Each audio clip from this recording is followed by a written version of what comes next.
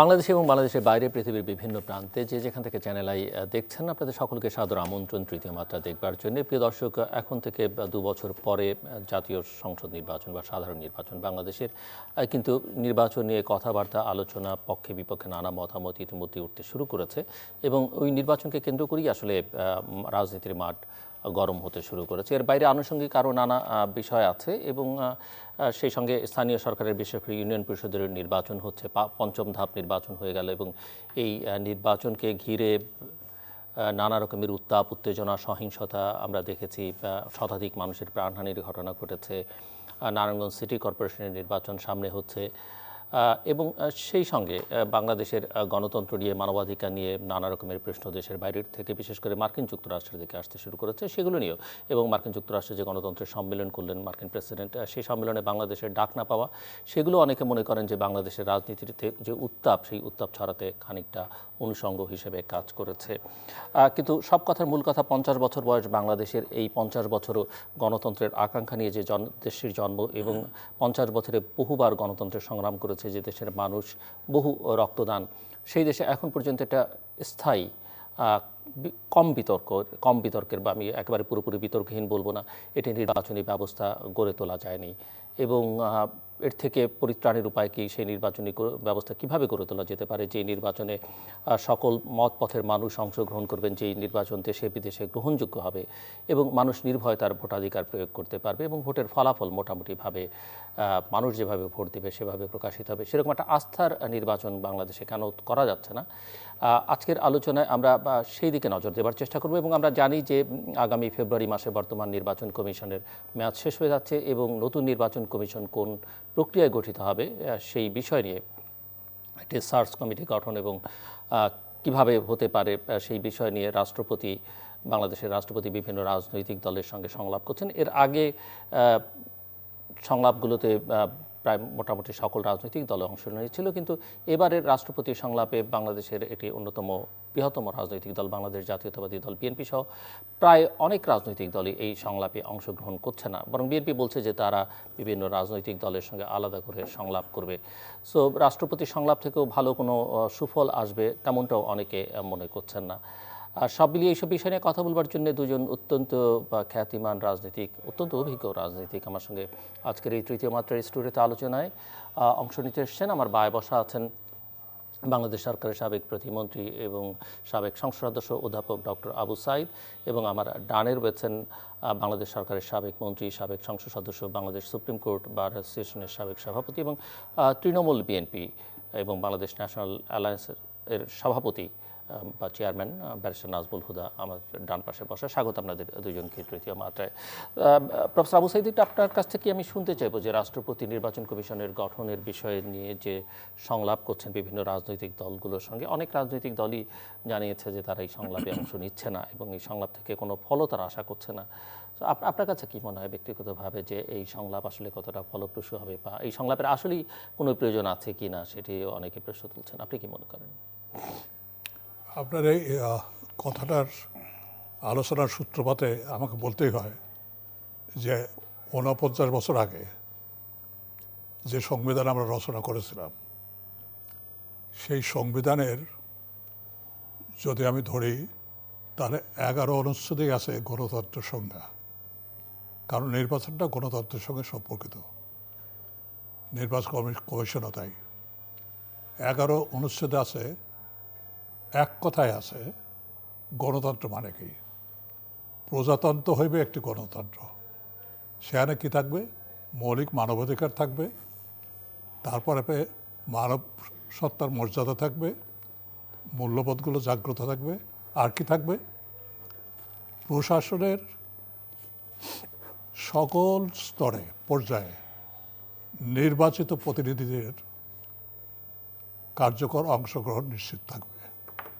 এটা কিন্তু সংবিধানে আজ থেকে ধরতে গেলে 50 বছরই ধরতে পারেন আগে লেখা। এর কোনোটা কি কার্যকর হয়েছে? আমরা লিখে দিয়েছিলাম তন্ত্র মানে কি, এখানে আসে প্রজাতন্ত্র। আমার মনে হয় দর্শকদের একটু জানা উচিত যে বাংলাদেশের প্রথম সংবিধানের যারা স্বাক্ষর করেছেন আইন প্রণেতা হিসেবে প্রফেসর আবু সাঈদ তাদের মধ্যে খসড়া খসড়া প্রণেতাদের মধ্যে তিনি একজন। আমি একটু সংবিধানের ভিতরে খোঁজাবে থাকতে চাই, কিছু মনে না করলে। সেটা হলো, এই তন্ত্র মানে হলো প্রজাদের রুল। তন্ত্র মানে এখানে রুল।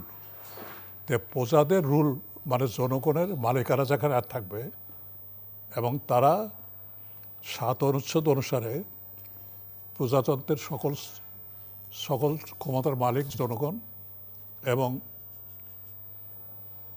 অংশগ্রহণ তাদের নিশ্চিত থাকতে হবে। তে অংশগ্রহণ করতে গেলেই তো নির্বাচন দরকার। আধুনিক যুগে যে ব্যবস্থাপনা, আমি প্লেটোকে বা অন্য কোনো যুগের কথা বলছি না, এই যুগে বর্তমান বাংলাদেশ অবস্থায় নির্বাচন। তো নির্বাচন কে করবে? তার জন্য সংবিধানে 118 আছে, নির্বাচন কমিশন গঠন করবে। নির্বাচন কমিশন কে গঠন করবে? রাষ্ট্রপতি। কিসের ভিত্তিতে সেটা বলে দেওয়া আছে সংবিধানে। সংবিধানে বলে দেওয়া আছে যে রাষ্ট্রপতি নির্বাচন কমিশন গঠন করবে আইন বিধানাবলী সাপেক্ষে। সাপেক্ষে শব্দটা এখানে কিন্তু মানে অল্টারনেটিভ না, আইন করেই করতে হবে। আইন আইন কিন্তু অনুসারে 50 বছরে কেউই করেনি, কোনো সরকারই অনুসারে করেনি সেই আইন। এই 50 বছরে কেউ করতে পারেনি। এটা আমাদের জাতিগত ব্যর্থতা, আমাদের রাজনৈতিক দলের ব্যর্থতা, শাসক দলের ব্যর্থতা, আমাদেরও ব্যর্থতা। এই আইন না করার ফলে উদ্ভূত একটা জিনিস আসছে, সেটা হলো কি সার্চ কমিটি। সার্চ কমিটি কে কাকে সার্চ করবে, এটাও কিন্তু প্রশ্ন আছে। রাষ্ট্রপতি জিল্লুর রহমান সাহেব প্রয়াত মরম, তার প্রতি শ্রদ্ধা নিবেদন করে বলতে চাই, উনি প্রথমে বের করলেন সার্চ কমিটি। সবাই আগ্রহ বলে, সব নিবন্ধিত রাজনৈতিক দল, অনিবন্ধিত রাজনৈতিক দল সবাইকে অংশগ্রহণ করে সার্চ কমিটি উনি করলেন। কিন্তু এটার যে ফাঁক ফোকরগুলো ছিল, রাজনীতিবিদগুলো অত তলিয়ে দেখেনি, অথবা রাষ্ট্রপতির উপর আস্থা এবং বিশ্বাস ছিল বলেই সেইভাবে সেটা অনুভূত হয়নি। তো সার্চ কমিটির রাষ্ট্রপতি সব দলের সঙ্গে আলোচনা করেন, সংলাপ করেন। প্রথমবার করলেন জিল্লুর রহমান, এখন করছেন আব্দুল হামিদ, করছে এই আব্দুল হামিদ এবার দ্বিতীয়বার, অর্থাৎ মোট থার্ড টাইম সংলাপ করছেন। এই সংলাপের ফলে কি হয়? এই সংলাপ রাষ্ট্রপতি যাই করুক না কেন, যাই করুন না কেন, রাষ্ট্রপতির এক কোনো ক্ষমতা নাই। হয় আইনের বলে করবেন, আইন নাই। আমাদের শ্রদ্ধ আইনমন্ত্রী উনি বলেছেন আইন নাই, আইনের কাছাকাছি একটা প্রজ্ঞাপন জারি করা হয়েছে। আইনের কাছাকাছি প্রজ্ঞাপন দিয়ে সংবিধানের সাথে অসামঞ্জস্যপূর্ণ। আমি সবসময় বলি যে এটা অসামঞ্জস্যপূর্ণ যাই হোক না কেন, সেটা সংবিধানের সঙ্গে যায় না, অর্থাৎ সংবিধান বহির্ভূত। সংবিধানকে পাশ কাটিয়ে গেছে এবং সংবিধানকে এড়িয়ে গেছে, এটা অন্যায়। সে যাই হোক, বর্তমান রাষ্ট্রপতি আব্দুল হামিদ সাহেব সেই সংলাপ শুরু করেছেন। সংলাপকে আমি অন্য কোনোভাবেই বিশেষণ লাগাতে চাই না, এটা তামাশা পরিষ্কার। কারণ রাষ্ট্রপতির নিজেরই ক্ষমতা নাই। রাষ্ট্রপতি না আইনের ক্ষমতা ওনার কাছে আছে, না সাংবিধানিক ক্ষমতা আছে, কোনোটাই নাই। আইন করলে যদি আইনে ওরা ক্ষমতা দেওয়া হতো তাহলে করতে পারতেন। যেমন ভারতে সব executive power vested on president. President say delegate করে পার্লামেন্টে পাঠায়, পার্লামেন্টের উপায় হাউস বিলে কনসেনসাস করে কয়েকজনের নাম পাঠায়, তার থেকে রাষ্ট্রপতি একজনকে নাম দিয়ে একজন করেন, একজন প্রধান নির্বাচন কমিশন করেন। সেটা তাদের আইন মোতাবেক, তাদের ট্র্যাডিশন মোতাবেক, প্রথা মতো তারা করে আসছেন, কোনো বিতর্ক হয়নি। আমাদের এখানে আইন নাই, সাংবিধানিক কোনো ক্ষমতাই নাই। রাষ্ট্রপতির ক্ষমতা কী আছে? কোথাও হয়তো ব্যারিস্টার মানুষ আরও জানেন। সেটা হলো রাষ্ট্রপতির ক্ষমতা আছে, পরিষ্কার হলো প্রধান বিচারপতি নিয়োগ দেওয়া, আর একটা কী আছে, প্রধানমন্ত্রীকে নিয়োগ দেওয়া, যিনি সংখ্যাগরিষ্ঠ দলের হবেন। আর এর সাথে সাথে শাহাবুদ্দিন সাহেব খুব ক্যারিসমেটিক্যালি বলেছিলেন আর একটা রাষ্ট্রপতির দায়িত্ব আছে মাজার জিয়ারত করা। জি, আমি আসছি আপনার কাছে আবার। ব্যারিস্টার নাজমুল হুদা, তো দেশে দীর্ঘদিন যাবত আপনি নির্বাচন নিয়ে কথা বলছেন, নানা রকমের ফর্মুলা দেবারও চেষ্টা করছেন, যদিও সেগুলো খুব একটা যাদের গ্রহণ করবার কথা তারা কতটা বিবেচনায় নিয়েছে প্রেশার সাপেক্ষ। আমি এই জায়গা থেকে শুরু করতে চাই যে সংলাপ যেটি হচ্ছে, এই সংলাপ নিয়ে কোনো আশার আলোকে আপনি দেখতে চান? কারণ ইতিমধ্যেই আগের সংলাপের চেয়ে এবারের সংলাপের সাফল্য একটা জায়গায় দেখা যাচ্ছে না যে সকল রাজনৈতিক দল আসলে রাষ্ট্রপতির আহ্বানে এবার সাড়া দিচ্ছেন না। ধন্যবাদ। আমি আমার বক্তব্য শুরুর আগে আপনার মাধ্যমে সারা দেশের জনগণকে ইংরেজি নববর্ষের শুভেচ্ছা জানাতে চাই এবং এই বছরটি আমাদের সবার জন্য কল্যাণ বয়ে আনুক, এই আশাবাদ আমি ব্যক্ত করছি। বিষয়টা হচ্ছে, যেটা সাইদ ভাই অত্যন্ত পরিষ্কারভাবে বলেছেন, প্রায় 50টি বছর হয়ে গেছে। যে জিনিসটির প্রয়োজন ছিল সেটা হচ্ছে একটা আইন, যে আইন উইল ডিফাইন কিভাবে একটা নির্বাচন কমিশন নিয়োগপ্রাপ্ত হতে পারে। আর this is a very vital organisation এই কারণে যে আজকে article 7 of the constitution clearly says রাষ্ট্রের ক্ষমতার মালিক জনগণ। তো জনগণ তো তখনই মালিক হয় যখন সে তার ভোটের মাধ্যমে একটা সরকারকে নির্বাচিত করে। কিভাবে নির্বাচিত করে?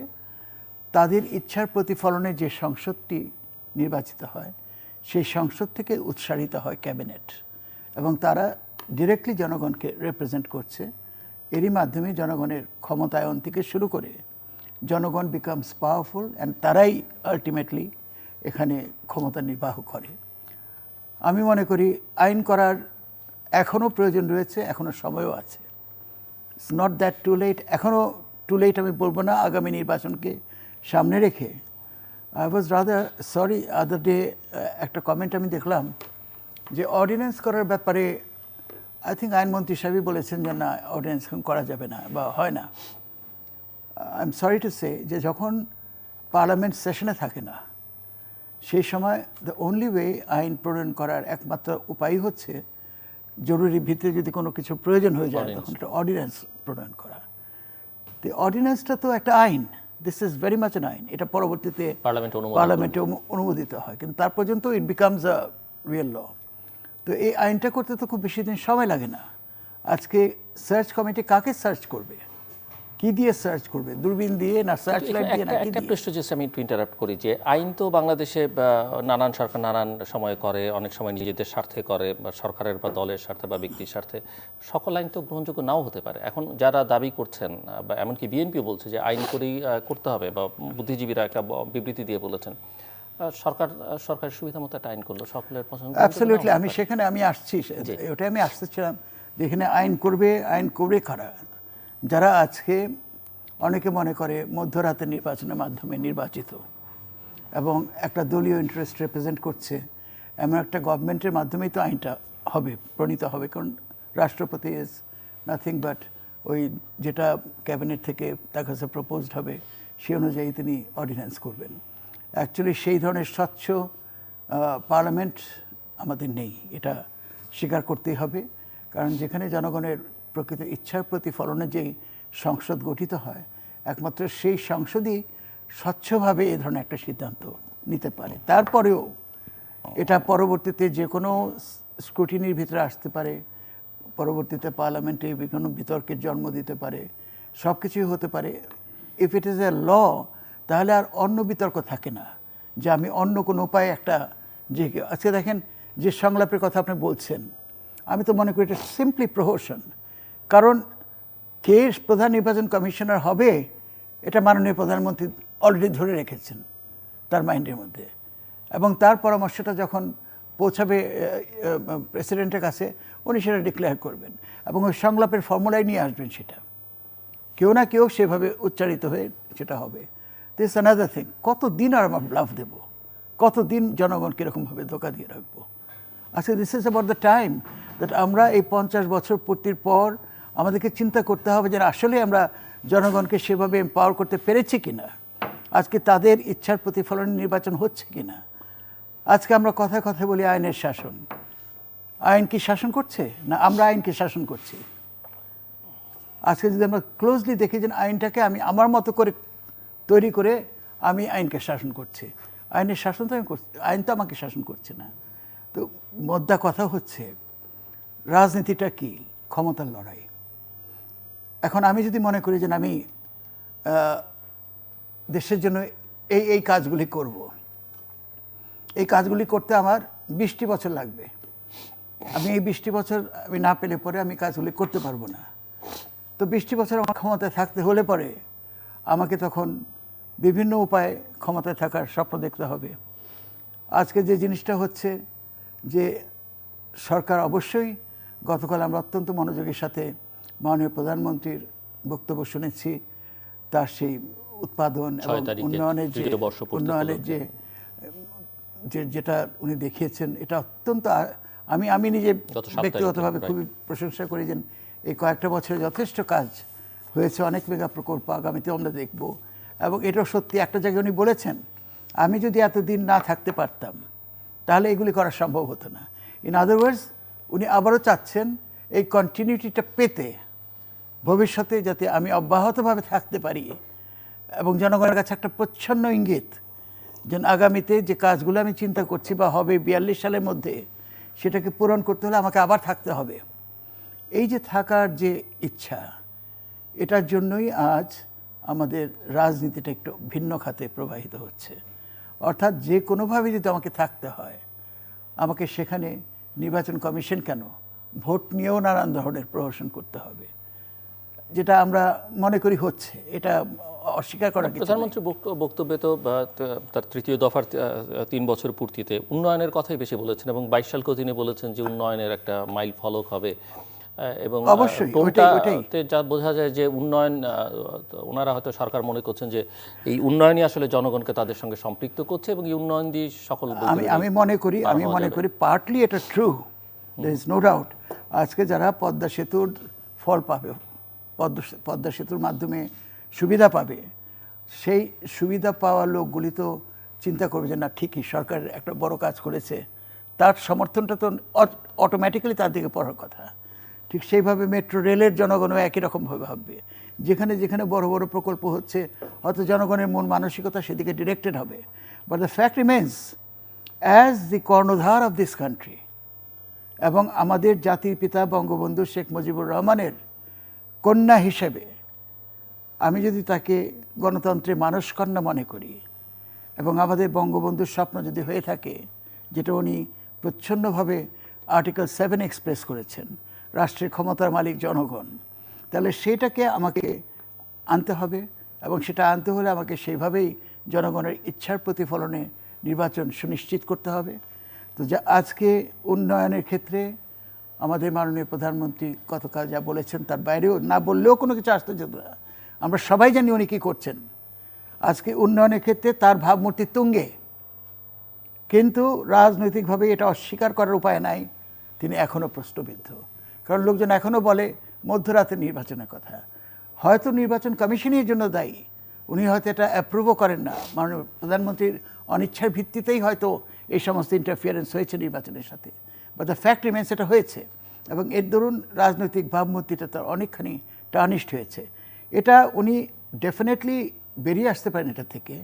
আজকে যদি মাননীয় প্রধানমন্ত্রী নিজে চিন্তা ভাবনা করে এমন একটা প্রক্রিয়া শুরু করতে পারেন নির্বাচনের জন্য, যে নির্বাচনে সত্যিকার অর্থে জনগণের ইচ্ছার প্রতিফলনে সদস্য নির্বাচিত হবে। আসবো আবার আপনার কাছে প্রফেসর আবু সাঈদ, আপনার অসমাপ্ত কথা এবং প্রধানমন্ত্রীর বক্তব্য যেটি নাজমুলহুদা বলছেন, আমার প্রশ্ন যে উন্নয়ন আসলে উন্নয়ন দিয়েই আসলে সকল বৈতরণী পার হওয়া সম্ভব কি না? আমার অসমাপ্ত কথাটা বলেই আমি আপনার এই প্রশ্নে আসবো। সেটা হলো এই যে হুদা ভাই ঠিকই বলেছেন যে রাষ্ট্রপতির কিন্তু একটা জায়গায় আছে, 48-3 না, তিনি আছে রাষ্ট্রপতির প্রধানমন্ত্রীর পরামর্শ মতো কাজ করবেন, যেটা উনি বলেছেন যে সার্চ কমিটি যাই আসুক আলটিমেটলি প্রধানমন্ত্রী করবেন, এটা ঠিক এটা যে কোনো সেটা সংবিধানেই আছে। হ্যাঁ, সংবিধানে আছে। কিন্তু 5-এ যদি আমরা আসি, সেখানে অন্যরকম। যদি কোনো মেরুদণ্ড সোজা লোক রাষ্ট্রপতি থাকেন কিংবা হন, তিনি কিন্তু ব্যতিক্রম পদক্ষেপ নিতে পারেন অবশ্যই। গণ আকাঙ্ক্ষার প্রতি শ্রদ্ধা রেখে। তার জন্য এমার্জেন্সি ডিক্লেয়ার করার দরকার নেই। সেটা কি 5-এ যদি দেখি আমরা 48 সেখানে পরিষ্কার বলা হয়েছে রাষ্ট্রপতি যে কোনো বিষয়ে অনুরোধ করিলে মন্ত্রিসভা তা বিবেচনার জন্য যদি পেশ করেন, সেটা করতে পারেন। রাষ্ট্রপতি তিনি যদি যে কোনো বিষয়ে মন্ত্রিসভায় পেশ করেন, ধরেন সার্চ কমিটি উনি নির্বাচন কমিশন করলেন, করে উনি গণ আকাঙ্ক্ষার পরিপূরক লোকগুলোকে প্রধান নির্বাচন কমিশন এবং অনধিক 4 জন নির্বাচন কমিশন দিয়ে করলেন, করে তিনি প্রধানমন্ত্রী বরাবর মন্ত্রিসভায় পেশ করলেন। সেখানে মন্ত্রিসভায় আলোচনা হবে। মন্ত্রিসভায় আলোচনা হওয়ার পরে হতাবাই সবাই আমরা জানি সেটা পার্লামেন্টে যাবে। পার্লামেন্টে আলোচনা হবে, পার্লামেন্টেতে স্ট্যান্ডিং কমিটি যাবে, সেখানে আলোচনা হবে। তাহলে ওই আলোচনার ভিতরেই পার্লামেন্ট, স্ট্যান্ডিং কমিটি, এগুলো সব কিছু বৈধতার ধারে কাছেও নাই। তারপরে বলি যে নামগুলো আসবে তাও স্বচ্ছতার ভিতরে একটা অবস্থার সৃষ্টি হবে এবং বিতর্কের ভিতর দিয়ে একটা পরিশীলিত পার্লামেন্টে বিতর্ক হলে পার্লামেন্টের বাইরেও বিতর্ক হবে। বিতর্ক হবে এবং পরিশীলিত লোকগুলো চলে আসার সম্ভাবনা থাকে, যেটা হুদায় বোঝাতে চেয়েছেন। গণশুনানিও হতে পারে বিভিন্ন শ্রেণী পেশার লোক নিয়ে যদি করতে চান। অর্ডিন্যান্স জারি এখন পার্লামেন্ট ডেকেছে 16 তারিখে, অর্ডিন্যান্স জারি করতে পারছেন না। এই পার্লামেন্ট খুব কায়দা করে কাজটা করেছে, যাতে অর্ডিন্যান্স জারি যে দাবি উঠেছিল সেটাকে স্থগিত করার জন্য এই সামনে 16 তারিখে পার্লামেন্ট বলবে। পার্লামেন্ট ডাকলে তখন অর্ডিন্যান্স জারি করা যায় না। না, কিন্তু আইন করতেও তো খুব একটা, বাংলাদেশে তো একদিনে হ্যাঁ, এক রাতে অনেক আইন হয়ে গেছে। পার্লামেন্ট শেষ হলে 10 দিনের শেষ হলে কিংবা 2 দিনের শেষ হলে, তত্ত্বাবধায়ক সরকারের বিধান তো এক রাতের মধ্যে, এক রাতের ভিতর না, আবার বিধান করছে, আবার যাওয়ারও Special Powers ব্যবস্থা Act ও তাই। হ্যাঁ সেটাই যাওয়ার বলছি ব্যবস্থা আমি, বলছি স্পেশাল পাওয়ার অ্যাক্ট তো তাই। তা এই করতে যে চাইলে তো অনেক কিছুই করা সম্ভব। এই যে এখন রাষ্ট্রপতি সেই সক্ষমতা রাখেন কিনা মেরুদণ্ড খাড়া করে জাতিকে রক্ষা করার জন্য, গণ আকাঙ্ক্ষা পূরণের জন্য সে রাখেন কিনা, এ পর্যন্ত প্রমাণিত হয়েছে সেটা তিনি করেন নাই বলে করবেন না, এটা আমি মনে করি কিন্তু রাষ্ট্রপতি যদি মন্ত্রিসভায় পাঠানো, মন্ত্রিসভায় তো সেটা নিয়ে আলোচনা নাও হতে পারে।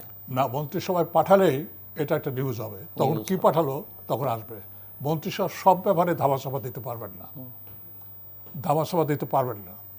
এই বিষয়গুলো কিন্তু মিডিয়া, গণতন্ত্রের একটা স্তম্ভ, তারা কিন্তু ওয়াচডগের মতো একবারে পাহারা দেয় সব কিছুই।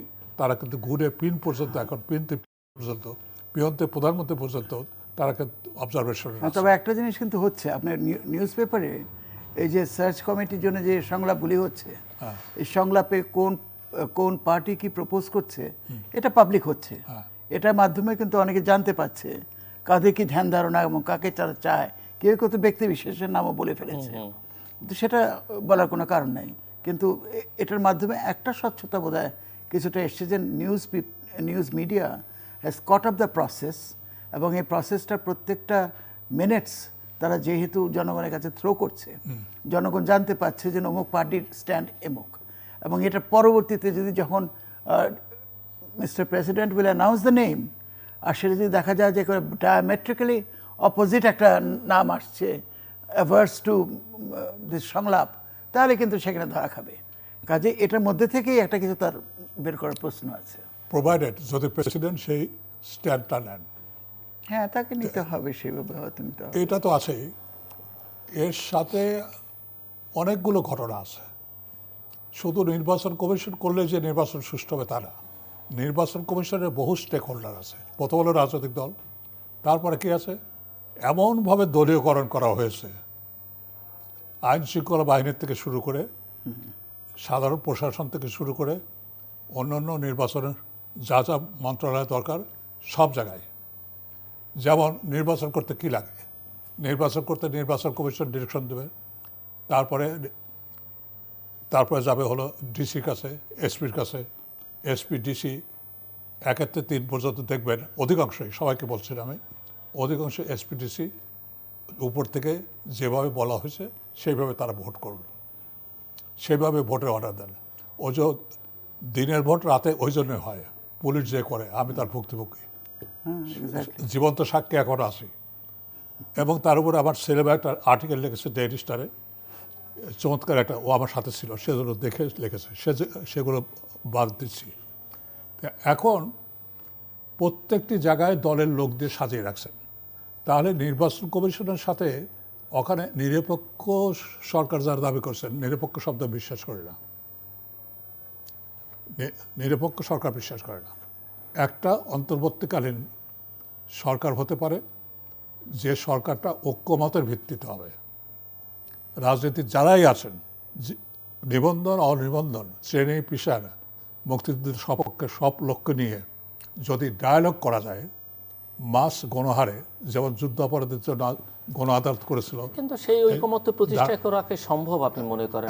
আমি মনে করি এই কারণে, না মনে করি এই কারণে 3 জোটের রূপরেখা কিন্তু ঐক্যমতের ভিত্তিতে হয়েছিল, তার জন্য কিন্তু তত্ত্বাবধায়ক সবাই অপোজিশনে ছিল। আচ্ছা, অপোজিশন থাকলেও এখন একজন বাদে সব যদি অপোজিশনে যায়, আপনি কি করবেন? আপনি কি করবেন? সেটা তো হতে পারে। বাংলাদেশে অসম্ভবের দেশ, সম্ভব করা যায়। স্যার নিনিয়ানও একসময় এসে কোনো একটা প্রসেস ইনভলভ হয়েছিলেন এই সংলাপে। যাক, একবারে হয় নাই, বারবারে হয়েছে। তো এগুলো হতে পারে, কিন্তু সেই জন্য আমি যে কথা বলতে চাই পরিষ্কারভাবে, যে একটা নির্বাচন করতে গেলে নির্বাচন কমিশন যথেষ্ট না।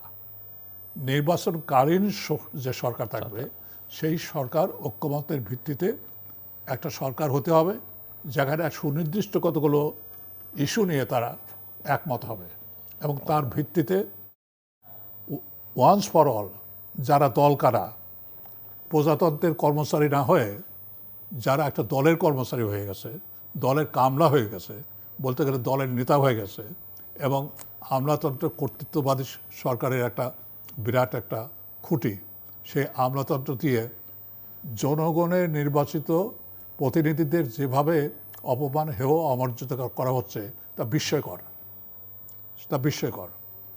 এই অবস্থার প্রেক্ষিতে আপনি শুধু নির্বাচন কমিশন করলেই হবে না, তার সাথে সাথে একটা সরকার লাগবে যারা সুষ্ঠুভাবে নির্বাচন করবে।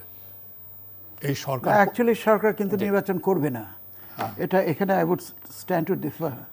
কারণ সরকারটা হচ্ছে as a guardian to ensure the continuity of the government. সেরকম একটা সরকার থাকা দরকার, যেমন আমেরিকাতেও আছে। নির্বাচন হচ্ছে, ক্লিন্টন তখনও তার নিজস্বভাবে চালায় যেতেছে অফিস। এই অফিসের কন্টিনিউটিটা এনশিওর করার জন্যে ইউ নিড এ গভর্নমেন্ট দেয়, কারণ for even one day the country cannot be without government. সেই জন্য কন্টিনিউটিটা রক্ষা করার জন্য এটা পলিটিক্যাল গভর্নমেন্টও হতে পারে। যে গভর্নমেন্ট এখন পাওয়ারে আছে, they can also be there, but that they would be absolutely powerless to do anything. এখানে পুরো জিনিসটাই হচ্ছে সেটা প্রধান নির্বাচন কমিশনের আন্ডারে হবে, সেটা প্রধান নির্বাচন কমিশনের নেতৃত্বে হবে, এবং প্রধান নির্বাচন commissioner actually has been given the full পাওয়ার।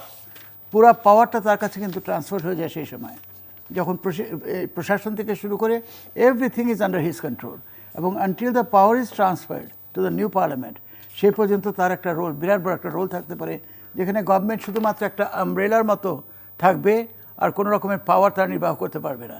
কারণ power is not with them, power is with the নির্বাচন commission or ultimately vested in the president. তো সেই হিসাবে আমি মনে করি এটা যে খুব একটা ডিফিকাল্ট একটা সিচুয়েশন তা না, এটা গভর্নমেন্ট ইচ্ছা করলেই করতে পারে। হোদা ভাই, আপনার সঙ্গে আমি আপনার কথাগুলো চমৎকার, তারপর দ্বিমত প্রকাশ করে এইভাবে বলতে চাই যে আর্টিকেল 55-এ পরিষ্কার বলা আছে, প্রধানমন্ত্রীর কর্তৃক বা তাহার কর্তৃত্বে এই সংবিধানের প্রজাতন্ত্রের নির্বাহী ক্ষমতা তিনি প্রয়োগ করবেন। নির্বাহী ক্ষমতা মন্ত্রিসভা। আজকে শিক্ষা মন্ত্রণালয়ের যারা আছে, উপজেলা লেভেলে, জেলা লেভেলে যারা আছে, তারাই তো নির্বাচন কমিশনের পক্ষ থেকে অ্যাপয়েন্টমেন্ট পান। যারা কৃষিতে আছে, কৃষি মন্ত্রণালয় তারা, যারা স্থানীয় সরকার আছে যারা, তারা, এমনি করে প্রত্যেকটি মন্ত্রণালয় যে নির্বাহী কর্তৃত্বের অন্তর্ভুক্ত যারা, তারা কিন্তু সেই ব্যবস্থাপনার ভিতরে থাকবে। তাহলে কি করে আপনি বলছেন যে এই, তাহলে সংবিধানের পরিবর্তন লাগবে, প্রধানমন্ত্রীর ক্ষমতা আপনি পরিবর্তন করতে গেলেই আপনাকে সংবিধান সংশোধন করতে হবে। সংবিধান সংশোধন তো করবেন না, কারণ না, প্রধানমন্ত্রী আপনি তো একটা কর্তৃত্ব স্পেসিফিক দায়িত্ব দিয়ে তাদেরকে ওখানে নিয়ে যাচ্ছেন।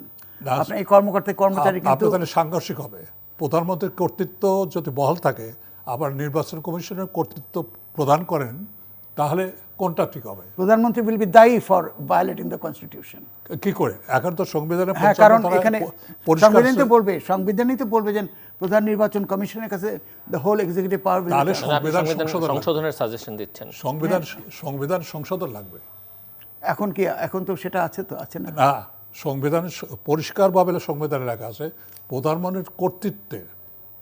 সেটা নর্মাল টাইমে যখন নাকি আপনার যে this article has to be read, তাহলে সাবজেক্ট টু দ্য অত্যন্ত নির্বাচন বিনয়ের সঙ্গে হতে হবে বলে তাহলে ইমার্জেন্সি ডিক্লেয়ার করে ওই অর্ডিন্যান্স জারি করতে হবে, তাছাড়া বিকল্প কোনো কিছু নেই। যাই হোক, এখানে আমাদের লিগ্যাল এক্সপার্ট যারা আছেন তারা হয়তো এটা আপনি কি মনে করেন যে বাংলাদেশের বর্তমান বাস্তবতা, উনি যেটি বলছেন যে ঐকমত্যের ভিত্তিতে একটা নির্বাচনকালীন সরকার গঠন করা, বা আসলে একটি ভালো নির্বাচন করবার জন্য কি বর্তমান বাস্তবতার মধ্যে কি উপায় আছে বলে মনে হয় আপনার কাছে?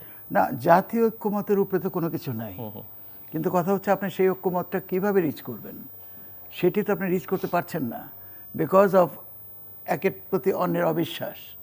এই কারণে তো এখানে কে নেতৃত্ব দেবে সেই সরকারের, এটা হবে সবচেয়ে বড় কথা তখন, যে ওই ঐক্যমতের সরকারের বা ওই জাতীয় সরকারের নেতৃত্ব কে দেবে।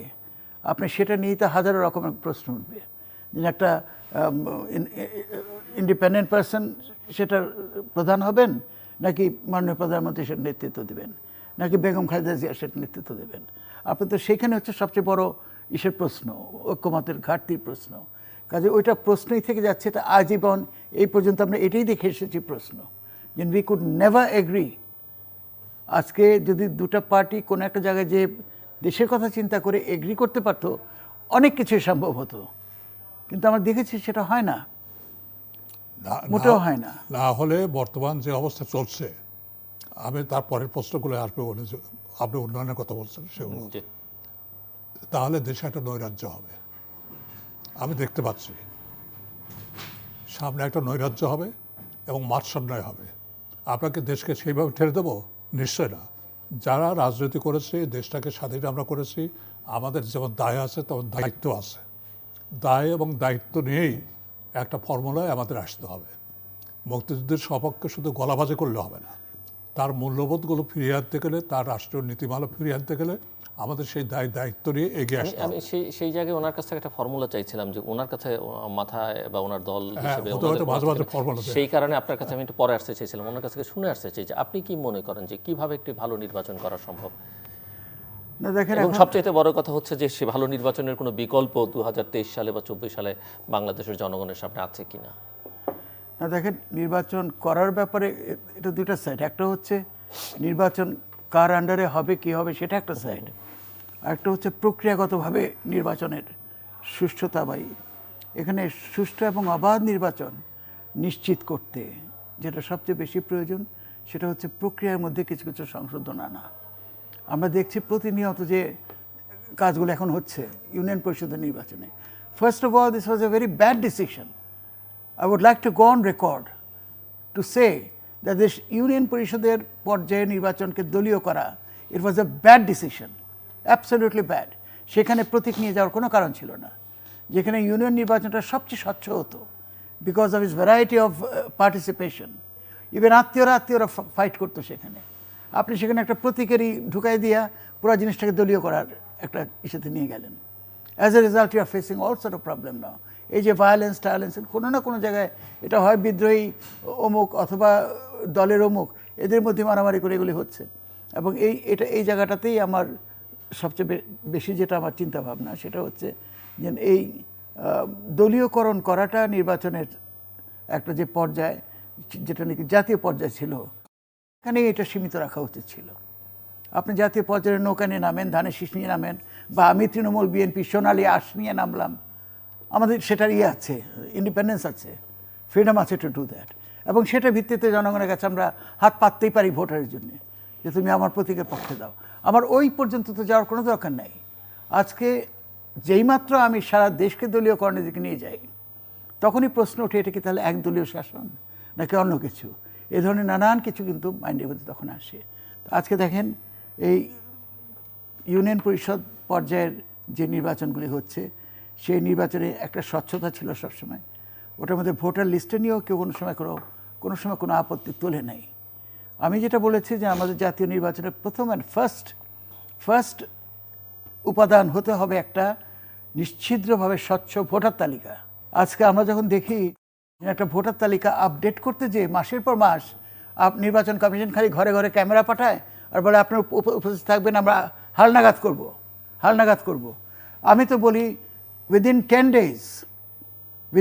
days ইউ ক্যান এই পুরা দেশে আপনি নিশ্চিতভাবে স্বচ্ছ একটা ভোটার তালিকা দিতে পারেন, যেখানে একটা লোক পর্যন্ত ভুয়া হবে না। আমার কাছে তো সেই প্রস্তাব আছে, আমি তো সেই I belong to that particularly, আমি সেটা বিশদভাবে সেটা আলোচনা দিয়েছি যে এটা সম্ভব, ভেরি ইজিলি সম্ভব। আজকে আপনি নির্বাচন কমিশন দেখেন, সে কী বলে ইউনিয়ন পরিষদের নির্বাচনটা দেখেন, প্রতিটি ওয়ার্ডের এই যে 9টা ওয়ার্ডের অ্যাভারেজ ভোটার কয়জন? 2,500 থেকে 3,000 ম্যাক্সিমাম প্রতি ওয়ার্ডের। 9টা ওয়ার্ডে একটা ইউনিয়ন বিভক্ত। আপনি প্রতিটা ওয়ার্ডে যদি একটা করে ওয়ার্ড হালনাগাদকরণ কমিটি করে দেন, তাহলে সেখানে ইনক্লুডেড কারা হবে? ওয়ার্ডের যে মেম্বার গত নির্বাচনে নির্বাচিত হয়েছেন তিনি অ্যাজ চেয়ারম্যান, আর তার সাথে যারা কন্টেস্ট করেছে তাদের সবাইকে সদস্য করে যদি আপনি তাদের কাছে এই দায়িত্বটা দেন যে তুমি তোমার ওয়ার্ডের হালনাগাদ করা কমিটি বা ভোটার লিস্ট আমাদেরকে প্রদান করো, তাদের জন্য it's a matter of 7 days। কারণ কয়দিন আগেও তারা ঘরে ঘরে যে ভোট চেয়ে এসেছে, তারা বলতে পারবে উইদিন 2 days যে কোন ঘরে মানুষ ভোটারহীন হয়ে গেছে, কোথায় ভোট অ্যাডেড হয়েছে, এটা তারাই বলতে পারবে। এবং যেহেতু সবাইকে নিয়ে কমিটি হবে, একজন আরেকজনকে ডিঙিয়ে যেয়ে কোনো রকমের কারচুপি করতে পারবে না। সো দিস ইজ এ নিশ্চিতভাবে একটা স্বচ্ছ। তো আমি মনে করি যে এই ধরনের চিন্তা ভাবনা করার যথেষ্ট সুযোগ আছে। তবে বেস্ট কথা হচ্ছে আমাদের দেশে তো এখন 2টাই মাত্র আইডিয়া। একটা হচ্ছে নির্দলীয় নিরপেক্ষ সরকার, এবং সবচেয়ে মজার কথা হচ্ছে এটার অরিজিনাল প্রোপোনেন্ট হচ্ছে আওয়ামী লীগ। এটার অরিজিনাল প্রোপোনেন্ট তো আওয়ামী লীগ, তারাই তো তত্ত্বাবধায়ক সরকারের দাবি নিয়ে প্রথম নামলো, এবং তারাই তো তখন নির্বাচন প্রক্রিয়াটাকে চ্যালেঞ্জে এনে বললো যে এটা করতে হলে পর তত্ত্বাবধায়ক সরকার লাগবে। তো যেই মাত্র তারা এটা পাল্টে গেল, চিত্র পাল্টে গেল, এখন তত্ত্বাবধায়ক সরকার তাদের কাছে ডিজায়ারেবল না। আবার যারা তাদের জায়গায় চলে গেল, এখন তারা তত্ত্বাবধায়ক সরকার চাচ্ছে। তার মানে হচ্ছে যে এই জায়গাটাই কিন্তু আমরা সীমিত। আমাদের একমাত্র হচ্ছে এখন সলিউশন হচ্ছে জাতীয় ঐক্যমত, যেটা আপনি বললেন, দ্যাট মেবি সর্ট অফ সেই ধরনের একটা ঐক্যমতে আসার জন্য একটা সংলাপের আয়োজন করতেই পারেন। যেন আপনি এটার সম্বন্ধে একটা জাতীয় ঐক্যমতে আসতে চান, তখন আপনি ইনভাইট করেন all the political parties, everybody including intelligentsia যারা আছে, যে এটার ব্যাপারে আপনার কীভাবে আপনাদের জাতীয়ভাবে আপনারা মনে করেন এটা করা সম্ভব। তাহলে আপনি arrive at a particular consensus, সেই কনসেনসাসের ভিত্তিতে আপনি তখন পরবর্তী কার্যক্রম। আমি আপনার ব্যাপারে যে কথা বললেন একমত, তার সাথে আরেকটা কথা বলে আপনি যেটা বলেছেন যে সরকার, আমি বলি এই সরকার কর্তৃত্ববাদী সরকার। যে সরকার ইউনিয়ন পরিষদের মতো জায়গায়, যেখানে সামাজিকভাবে উৎসবের আয়োজনের মতো নির্বাচন হয়, সেখানে প্রতীক দিয়ে দলীয়করণ করতে চায়, হিংসা, যেখানে রাষ্ট্রীয় ক্ষমতার হাত বদল হবে, পরিবর্তন হবে, সেখানে নির্বাচনকে দলীয়করণ করবে না, এই আস্থা এবং বিশ্বাস আপনি কীভাবে রাখবেন? টাকার উপায় নেই। তাহলে হয় এই সরকারকে চলে যেতে হবে গণ অভ্যুত্থানের মাধ্যমে, গণ আন্দোলনের মাধ্যমে, অথবা একটা কনসেনসাস যে কথা বললেন ঐক্যমতের ভিত্তিতে আসতেই হবে। এখন আমি আসছি উন্নয়নের কথা বলে ইন্ডেক্স নিয়ে, এটা আমার বাড়ানো একটা জাতীয় সরকার না, জাতীয় সরকার চিন্তা করতেছি না, জাতীয় সংলাপ for devising a way for getting to the সুষ্ঠুবাদ নির্বাচন, সেটা কথা বলছি। আমরা সেটা বলছি, এবং সেখানে তাহলে ওইরকম একটা ফর্মুলাও লাগবে যে সংলাপের মধ্য দিয়ে আসলে কিভাবে ঐকমত্য পৌঁছানো যাবে। মানে একটা তো ভিন্নমত থাকবে শেষ পর্যন্ত। এটা অপিনিয়ন বিল্ড আপ করতে করতে 3-4টা পয়েন্টে আমরা একমত হতে পারলে এটা কিন্তু হয়ে যাবে, এবং সেটাই নিয়ে আন্দোলন হবে আলটিমেটলি, এবং সেটাই নিয়ে জয় পরাজয় কিংবা ঐক্যমতের একটা সরকার গঠন হবে। এই পরিষ্কার না হলে নৈরাজ্য হবে, বিশৃঙ্খলা হবে, দেশটা অতলে যাবে। এখন আসি উন্নয়নের কথা বলছি। আমি যুক্তরাষ্ট্রের ফ্রিডম হাউস সে গণতন্ত্র মানবাধিকার সম্পর্কে কি বলছে? সে বলছে যে বাংলাদেশ 2017 তার র্যাঙ্ক ছিল হলো 47-এ, এটা নিচেতে ধরতে হবে, উপরতে ধরতে হবে, তার থেকে নিচে নেমে এসে এখন 39। তে গণতন্ত্র এবং মানবাধিকার যে স্যাংশন দেয়, আপনি প্রথমে উল্লেখ করেছেন, কেন দেয়? এর বিরুদ্ধে কোনো তথ্যগত দিক কিন্তু আমরা কোনো পক্ষ থেকে পাইনি, বিশেষ করে সরকারের পক্ষ থেকে পাইনি। আবার আসেন অর্থনৈতিক স্বাধীনতা, যেখানে উন্নয়নের কথা বলছেন, সেখানে সুশাসন ও জনগণের উপরে কী ধরনের বিনিয়োগ হয়েছে, এটা যদি মিলিয়াম চ্যালেঞ্জ আরেকটা জরিপ সংস্থা, এটাও আমেরিকার, সেখানে কি দেখা যাচ্ছে, আমরা 19-এ ছিলাম, নেমে নিচের দিকে 11-তে চলে আসছে। আবার আর একটা উদাহরণ অনেক আছে, এত আমি দেবো না। যুক্তরাজ্য, আপনার বলতে পারেন যুক্তরাষ্ট্রের কথা বলছেন, যুক্তরাজ্যের কথা বলি। যুক্তরাজ্যে ইন্ডিপেন্ডেন্ট ইকোনমিক্স আপনারা ভালো জানেন, এই তার ইন্ডেক্স হলো বাংলাদেশে আগে ছিল 6.1, এখন 4.1, এটা হলো চলে আসে। আর ফিনান্সিয়াল যেটা আছে সেটাতে কত হাজার কোটি টাকা পাচার হয়েছে সে উল্লেখ আছে, আমি জানি না। আইনের শাসনের কথা আপনি বলেছেন, আইনের শাসনের ইন্ডেক্সে দেখা যাচ্ছে জরিপে 128টা দেশের জরিপ হয়েছে, সেখানে বাংলাদেশের অবস্থান 115। তাহলে কেমন আইনের শাসন আছে? আমাদের মাননীয় প্রধান বিচারপতি উনি বলেছেন যে আইনের শাসন প্রতিষ্ঠা করবেন। আমরা দেশবাসী দোয়া করি উনি যাতে আইনের শাসন এবং স্বাধীন বিচার বিভাগ প্রতিষ্ঠা করতে পারেন, সেজন্য গণ আকাঙ্ক্ষা পূরণ করতে পারেন, উনি দীর্ঘজীবী হন, ওনার কার্যক্রমের ভিতরে সেটা প্রতিফলিত হোক, আমাদের শুভ ইচ্ছা তার প্রতি থাকলো। এরকম অনেক কেন আছে। আর একটা বিষয়ে মনে রাখতে হবে, উন্নয়নের কথা যে বলি, এ উন্নয়ন না, উন্নয়ন কারোর জন্য হয় না, একটা ব্যক্তির জন্য হয়নি। বঙ্গবন্ধু স্বপ্ন দেখেছেন অনেকগুলো ভিত্তি স্থাপন করেছিলেন, এবং কনস্টিটিউশনালি যে অর্গানসগুলো আছে, কাঠামোগত দিকগুলো আছে, সেগুলো তিনি মোটামুটি একটা অবস্থানে নিয়ে আসছেন। তার উপরে ভিত্তি করেই আসে কিন্তু সেই প্রতিষ্ঠানগুলো আরও সুন্দর, আরও সজ্জিত, আরও সুদক্ষ, আরও সফল না হয়ে আরও ধ্বংস করা হচ্ছে। তাহলে আজকে 54 লক্ষ মামলা, 34 লক্ষ মামলা ঝুলে আছে। এই সমস্ত বিষয়টাকে আমরা কিভাবে দেখব? আমরা সুশাসনের কথা যদি বলি, তাহলে এক উত্তরেই চিঠি লিখেছেন পররাষ্ট্রমন্ত্রী, মার্কিন পররাষ্ট্রমন্ত্রীকে লিখেছেন, তাহলে নিষেধাজ্ঞা কেন আসে? আজকে ভোটের সময় দাঁড়িয়ে বলে যে নৌকায় ভোট না দিলে তোমাকে ক্রস ফায়ার দেওয়া হবে। আবার ওখানে বলা হয় কি, নৌকায় ভোট না দিলে তো পিছিয়ে মারবো, এবং নিউজ পেপারে হেডলাইন হয়, নিউজের স্ক্রলে চলে আসে। এই হলো জনপ্রতিনিধিদের কাজ। আর একটা বিষয় হুদা ভাই, আপনার চিন্তা করে দেখেন, এটা হলো জাতীয় পরিষদ, জাতীয় সংসদ, তারা জাতির বিষয় নিয়ে আলাপ করবে। আর জাতীয় সংসদের এখন যার সদস্য আছে, আমাদের সময় থেকে শুরু করি, গম চুরি থেকে আরম্ভ করে, গম বাটার থেকে শুরু করে যত কুকর্ম সব আমরা করে বেড়াচ্ছি। আসলে আমাদের সংবিধানে প্রায় 72 জায়গা না 71 জায়গায় আইন করা দরকার। এটা আইনসভা, আমরা আইনসভা বাদ দিয়ে আমরা গেছি গম ভাগ করতে, আমরা গেছি খাল ডাকতে, আমরা গেছি বালু খেতে, আমরা গেছি গাছ কাটতে। সংবিধানকে আবার রিভিজিট করা উচিত, মানে আবার এটা রিরাইট করা উচিত। এমপিরা সব পাবে না, আমি বলছি না, সংবিধানের তো দোষ নাই, সংবিধানেতে এমপিদের করণীয় তো আছেই, লেখা আছে না। তবে I think what is important more than anything, সেটা হচ্ছে বাই ল আপনাকে ল করতে হবে দুইটা জায়গায়। একটা হচ্ছে প্রশাসনিক নিরপেক্ষতা, এটাকে এনশিওর করার জন্য একটা ল ইজ এসেনশিয়াল। আরেকটা হচ্ছে নির্বাচন কমিশনের কথা আমি বললাম, নির্বাচন কমিশন আপাতত আমাদের করা সম্ভব হচ্ছে না যেভাবে আমি এখন বলবো, এটা হয়তো আপাতত করা অসুবিধা, কিন্তু আমাদের ইন দ্য লং রান জাতির কথা চিন্তা করে আপনি এই পার্টিকুলার কমিশনটাকে, এই প্রতিষ্ঠানটিকে একটা এম্পায়ারের রূপ দিতে হবে, সাম্রাজ্যের রূপ দিতে হবে। অর্থাৎ this particular commission will have all the wealth in its control to hold certain definite functions for the country. কি সেটা?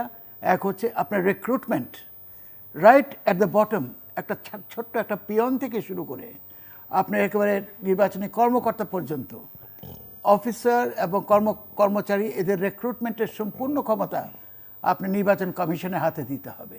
তারা রিক্রুট করবে, তারা তাদেরকে ট্রেন করবে কিভাবে নিরপেক্ষ থেকে সুষ্ঠু নির্বাচন করা যায়। তাদের ট্রেনিংয়ের মাধ্যমে তাদের security forces will be created, তারাই সেখানে ট্রেনিং দিয়ে বলবে যে তাদের security force will take care of the নির্বাচনকালীন যে সমস্ত আইন শৃঙ্খলার ব্যাপার হয়। ইন আদারওয়াইজ গভর্নমেন্টের কাছে যে ডিপেন্ডেন্সটা নির্বাচন কমিশনের এবং তাদের কর্মতৎপর চালানোর জন্য গভর্নমেন্টের কাছে যে অফিসার চাওয়ার যে প্রবণতা, সেটা থেকে আপনি সম্পূর্ণভাবে ইন্ডিপেন্ডেন্ট যদি করতে চান নির্বাচন কমিশনকে, you shall have to make it fully independent. এর নিজস্ব কার্যালয়, নিজস্ব অর্থ, নিজস্ব ট্রেনিং, নিজস্ব রিক্রুটমেন্ট, সব পলিসি তার নিজস্ব হতে হবে। এবং when the country's election comes, যে কোনো পর্যায়ে, that particular commission takes over and with his own man power he conducts the election and hands it over to the political government. এটা হওয়া উচিত অ্যাকচুয়াল পজিশন ফর দ্য নির্বাচন commission. প্রশাসনিক নিরপেক্ষতাও এই একই কারণে দরকার। আপনি দেখেন আজকাল আমরা প্রশাসন, anybody will say that রাজনীতি আর রাজনীতিবিদদের হাতে নাই। রাজনীতি has gone to the প্রশাসন now, has gone to the bureaucrats now. They are the ones who are running the country. They are the one who is devising policies. They are commanding everything. তো এটা থেকে আপনার যদি প্রশাসনকে সম্পূর্ণভাবে, প্রশাসনে যারা চাকরি করেন তাদেরকে রাষ্ট্রের চাকরি হিসেবে গণনা করে, সরকারের চাকরি হিসেবে না ধরে, সরকারের চাকরিতে সরকারি দল আসে আর রাষ্ট্রের চাকরি, এটা রাষ্ট্রেরই চাকরি। আমার কথা হচ্ছে every government servant, although they are called government servant, but actually they are the servant of the state. তারা রাষ্ট্রের চাকর এবং সেই রাষ্ট্রের কর্মচারী, সেই রাষ্ট্রের কর্মকর্তা হিসাবে তার কিন্তু সম্পূর্ণভাবে নিরপেক্ষ থাকার কথা। কোনো দলীয় সরকারের অধীনে বা দলীয় সরকারের না মেনেই, তার ম্যান্ডেট না মেনেই তাকে রাষ্ট্রের কথা চিন্তা করে তার দায়িত্ব পালন করার কথা, সেটা হচ্ছে না। কাজে আপনার ল করতে হবে সেখানে to keep them totally neutral, totally independent from the political influence of the political government and make them the real government servant of the state. আমি মনে করি এই ব্যাপারে আইন করা যথেষ্ট। আমি আসছি আপনার কাছে। আপনি কি আর কিছু যোগ করতে চান? আমি শেষ করতে হবে, জাস্ট 1 মিনিট হয়ে গেল টাইম। জি, 1 ঘন্টা কথা বলে ফেলেছি আমরা প্রায়। না, আর কিছু যোগ করার না, আমি শুধু এটাই বলতে চাই যে আমাদের, আচ্ছা উনি বলেন। আমি হুদাবাইয়ের কথার সঙ্গে একমত হয়ে বলি, সংবিধানে কিন্তু এটা আছে। কি আছে আমি পড়ে শোনাই তাড়াতাড়ির জন্য। নির্বাচন কমিশন দায়িত্ব পালনের ক্ষেত্রে স্বাধীন থাকবেন এবং এই সংবিধান ও আইনের অধীনে কাজ করবেন। পরিষ্কার লেখা আছে সংবিধানে, কর্মচারীরা হবে প্রজাতন্ত্রের কর্মচারী, কোনো সরকারের না, প্রজাতন্ত্রের কর্মচারী। এ কথাও লেখা আছে। হুদাবাই যে কথাগুলো বললেন সেগুলো তো সংবিধানে আছে, কিন্তু মান্য করছে কে? আপনি এমনভাবে রিক্রুটমেন্ট করছেন, দেখা হয় আগেকার যুগে দেখা হতো, ব্রিটিশ আমলে বলেন আর পাকিস্তান আমলে বলেন এর ফ্যামিলি কি, এর বংশ, এখন দেখা হয় ও কোন দল করে, সেই দলীয়ভাবে নিয়োগ দেওয়া হচ্ছে। তো দলীয়ভাবে যদি নিয়োগ দেওয়া হয় তাহলে আপনি যেই কাজ করতে চান ওই নিম্নস্তর থেকে উপস্তর পর্যন্ত আপনার সবগুলো শুদ্ধ পরিশুদ্ধ করে একটা সুষ্ঠু ব্যবস্থাপনার ভিতরে আপনি শুদ্ধ মানুষ খুঁজে বের করবেন কিভাবে? আপনার কনস্টিটিউশন কিন্তু আরেকটা জিনিস আছে, আপনি একটুখানি ওয়েট করেন। নিরপেক্ষ থাকবে, স্বাধীন থাকবে নির্বাচন কমিশন, ঠিকই আছে, কিন্তু নির্বাচন কমিশন সবসময় গভর্নমেন্টের সাহায্য পেতে পারে ফ্রম যখন কোনো অফিসার লাগে সেটার জন্য, এবং সেটাই হচ্ছে এখন। সেটাও আছে এবং সেটাই হচ্ছে, স্বাধীন থাকবেন। নির্বাচন কমিশন যদি স্বাধীন থাকে তাহলে নির্বাচন কমিশন এ পর্যন্ত তার স্বাধীনতা দেখানোর জন্য, দৃশ্যমান করার জন্য কোনো লোককে, কোনো এমপি, কোনো অফিসার কাউকে স্যাক করেছে?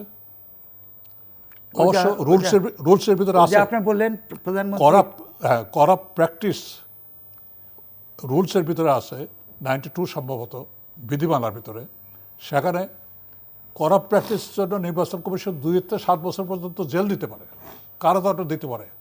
কোনো দিয়েছে নির্বাচন কমিশন, অথচ বলে আমি স্বাধীন। কিসের স্বাধীন? এই নির্বাচন কমিশন এইভাবে গঠন করে কোনোদিনও, যেটা প্রধানমন্ত্রীর আজ্ঞাবহ একটা নির্বাচন কমিশন ছাড়া স্বাধীন কোনো সময় হতে পারে না, হয় নাই। সেই জন্য এইটা তবে এটা কি বলা যায় কিনা, যদি আপনারা এক লাইনে আমাকে বলেন যে সরকার যতক্ষণ যেই থাকুক, যে নামেই থাকুক, যে ধরনের সরকারই থাকুক, সরকার যতক্ষণ পর্যন্ত নির্বাচন নিরপেক্ষভাবে বা ভালো একটা নির্বাচন হোক না চাইবে, ততক্ষণ পর্যন্ত আসলে সেটা সম্ভব না। আমি কমিশনের কথা বাদই রাখলাম।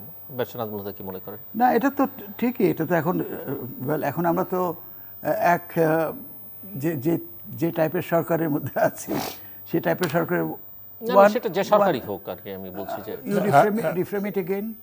যে আমি বলছি যে সরকার যেটি হোক, সেটি আওয়ামী লীগের সরকার হোক, বিএনপির সরকার হোক, বা নিরপেক্ষ নামে কোনো সরকার হোক, সেটি যে কোনো একটা ফর্মুলায় তো কেউ না কেউ তার প্রধান হবেন না, এবং তাদেরকেও নিয়ে বিতর্ক বাংলাদেশে হয়েছে অতীতে। সো তারা যদি না চান, যারাই ক্ষমতায় থাকেন, তাহলে আসলে কারো পক্ষে ভালো নির্বাচন করা সম্ভব না কোনো কমিশনে। দ্যাট ইজ ট্রু, সেটা আছে, সেটা তো অবশ্যই সরকারের সদিচ্ছা না থাকলে সরকারের সদিচ্ছা থাকতেই হবে, সেটা there is no doubt about that. এবং আমি শেষের দিকে একটুখানি রিফ্লেক্ট করতে চাই, যেটা বলতে চাইলেন, ওয়ান অফ দি নির্বাচন কমিশনার মাহবুব তালুকদার চমৎকার একটা কথা বলেছেন। সেটা কি বলছেন? এই যে ভোট যুদ্ধ, আমাদের এখানে যুদ্ধ চলছে কিন্তু ভোট নাই। এই যে কথাটা লাস্টে বললেন উনি, দেখেন এটার উপরে চেয়ারম্যানের রিয়াকশনটা কি। চেয়ারম্যান নির্বাচন কমিশন, তিনি বললেন উনি মিথ্যা কথা বলছেন। আর এটা মিথ্যা কথা বলার কি, এটা তো একটা বাস্তবসম্মত ওয়েতে একটা পরিস্থিতির বিবরণ, যে এই যে এখন যে যুদ্ধ চলছে ইউনিয়ন পরিষদে, এটা কেউ অস্বীকার করতে পারবে? 86 জনে পর্যন্ত মারা গেছে, 86 জন, এবং মারা যাচ্ছে মৃত্যুর মিছিল। এটা আরো হবে, আরো হবে। এবং এইটা নাকি আবার উৎসব। যে কথাটা জাস্ট এক মিনিট, যে কথাটা আমি বলতে চাই, সেটা হলো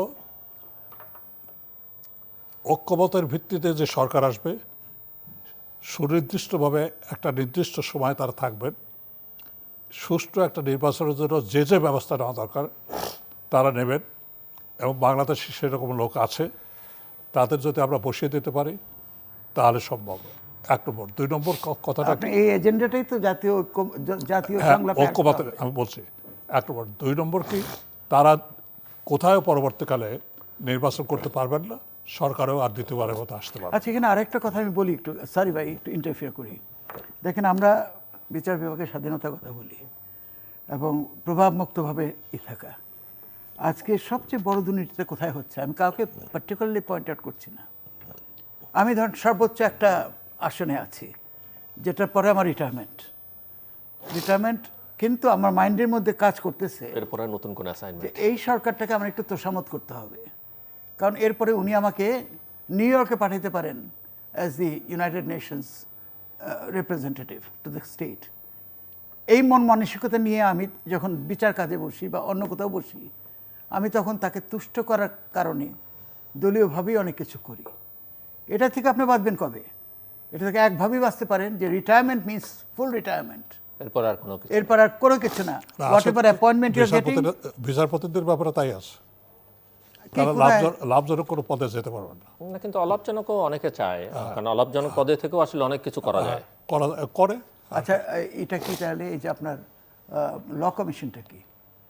ল কমিশন লাভজনক একটা কিছু না? আচ্ছা, ওটা ধরেন, আমরা সুপ্রিম জুডিশিয়াল কাউন্সিল যদি করি, শেষ করতে হবে। ও যে কথা বলছেন সেটাই তো করতে পারলাম না। সুপ্রিম জুডিশিয়াল কাউন্সিল করে এগুলো দেখে ল কমিশন একসাথে করে, অর্থাৎ রাষ্ট্রের যতগুলো অর্গানাইজ আছে, সাংবিধানিক সংস্থা আছে, কাঠামো আছে, তাকে যদি আমরা শক্তিশালী করি, তাহলেই কেবলমাত্র একটা সুষ্ঠু, ওই এখন একটাই সলিউশন, জাতীয় ঐক্যমত আনতে একটা জাতীয় সংলাপ।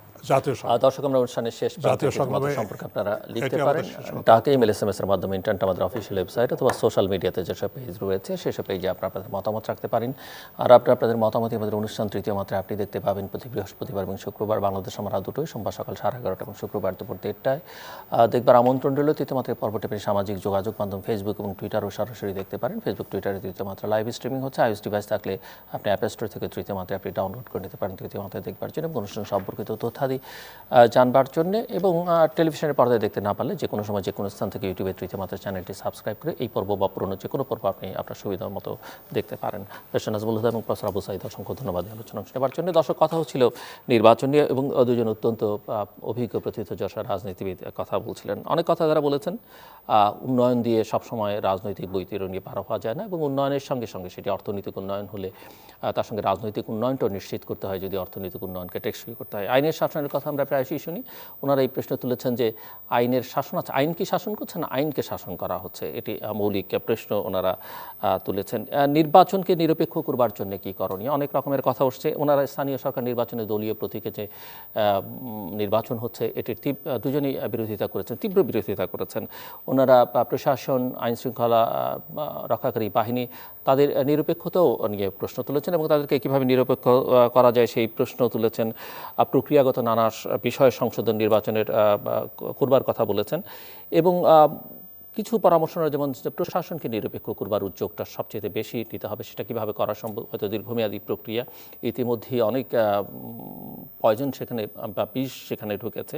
নির্বাচন কমিশনকে কীভাবে আরও স্বাধীন, আরও নিরপেক্ষ, আরও ক্ষমতাবান করা যায়। বিশেষ করে আমার এক অতিথি ব্যারিস্টার নাজমুল হুদা বলছিলেন যে নির্বাচন কমিশনকে একটা সাম্রাজ্য হিসেবে তৈরি করতে হবে, সেটি কিভাবে করা যাবে সেটি নিয়ে আলোচনা করা যেতে পারে। এবং ব্যারিস্টার নাজমুল হুদা, প্রফেসর আবু সাঈদ দুজনই বলেছেন যে মূল যেটি বিষয়, এই বিষয়ে তারা একমত হয়েছেন যে সরকারের সদিচ্ছা থাকতে হবে, সেটি যে সরকারই হোক না কেন, এবং সেই সরকারের সদিচ্ছা ছাড়া আসলে কারো পক্ষে ভালো নির্বাচন করা সম্ভব নয়।